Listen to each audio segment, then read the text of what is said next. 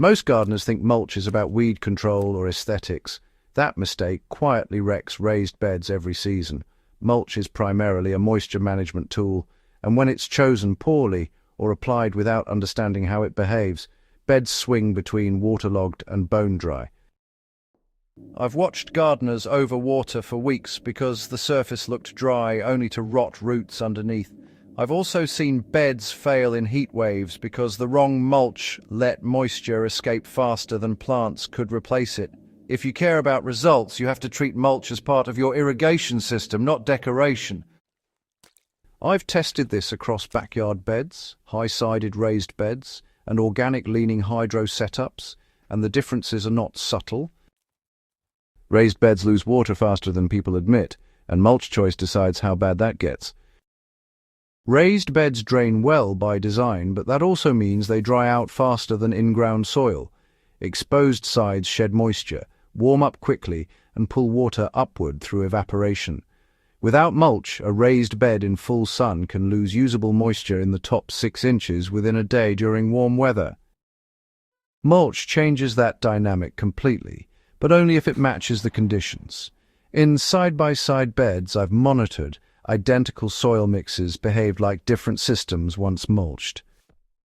One stayed evenly moist for 4 days, another needed water every morning, same bed, same crop, different mulch. Straw holds moisture well, but only when it's applied correctly. Straw is one of the most misunderstood mulches. People either apply it too thick and create soggy, oxygen-poor soil, or too thin and get no benefit at all. In raised beds, I've found a 2 to 3 inch layer of clean straw reduces surface evaporation by roughly 40% compared to bare soil. The key is keeping it fluffed, not packed. When straw mats down, water runs off instead of soaking in. I break it apart before application and avoid walking it down. In beds with drip irrigation, straw works exceptionally well because water moves through slowly and spreads laterally instead of evaporating off the surface. The trade-off is that straw dries out on top quickly.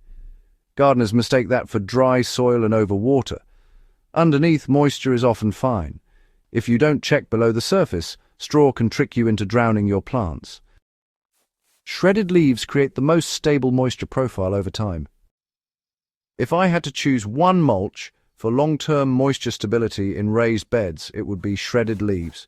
They absorb water, release it slowly, and, they actually integrate into the soil instead of forming a separate layer. In beds mulched with 2 inches of shredded leaves, I consistently measure deeper moisture retention compared to straw or grass clippings. Even after 3 hot days, soil at 4 inches down remains workable and cool. Leaves act like a sponge, but they still breathe. Now, the downside here is really about speed. Leaves, you see, take quite a bit longer to settle in, and they just don't provide instant weed suppression unless you've shredded them properly. Whole leaves are, honestly, almost useless for moisture control until they've had time to break down. So, shredding is pretty much non-negotiable if you want to see results within the same season. Grass clippings are, powerful, but they're also really easy to misuse. Fresh grass clippings actually hold water extremely well, sometimes a bit too well, to be honest. In thin layers, say about 1/2 inch to 1 inch, they can reduce evaporation dramatically and feed soil microbes at the same time. In thicker layers, they turn anaerobic, repel water once they dry, and smell for a reason. In raised beds, I only use grass clippings as a secondary mulch. I'll lay down shredded leaves or straw first, then top with a light layer of clippings. This keeps moisture steady while avoiding compaction. Used this way, clippings can extend watering intervals by a full day during hot periods. The mistake is treating them like straw. They're not structural, they're biological, they must breathe. Wood chips conserve moisture at the surface but delay water penetration. Wood chips are popular and they absolutely reduce evaporation, but they behave differently from finer mulches. In raised beds, especially shallow ones, fresh wood chips often keep the surface cool while preventing water from reaching the root zone quickly.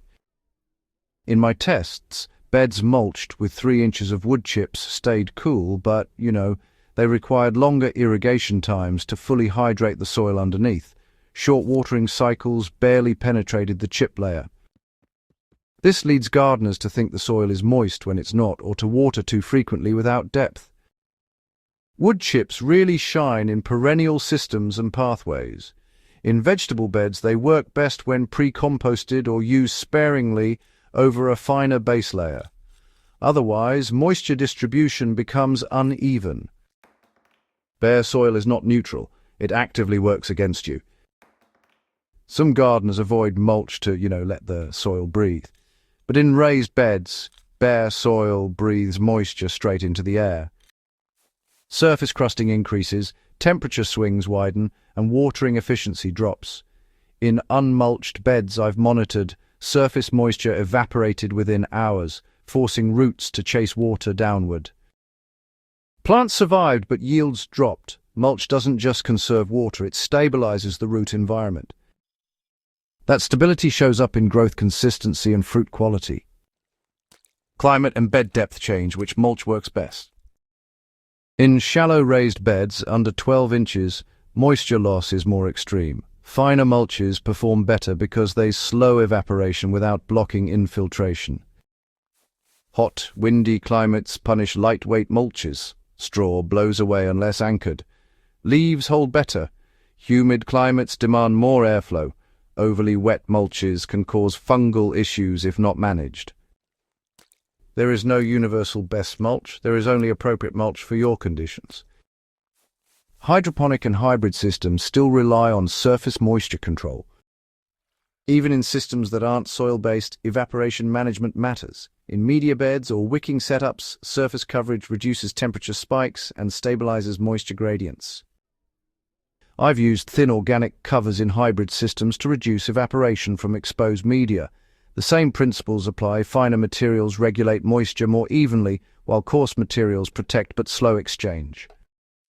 Ignoring surface dynamics leads to inconsistent nutrient uptake, even in water-fed systems. The takeaway is that mulch is part of irrigation, not an afterthought. Every mulch changes how water enters, stays, and leaves your raised bed. Straw moderates evaporation, but, it sort of lies to the eye. Leaves stabilize moisture best over time.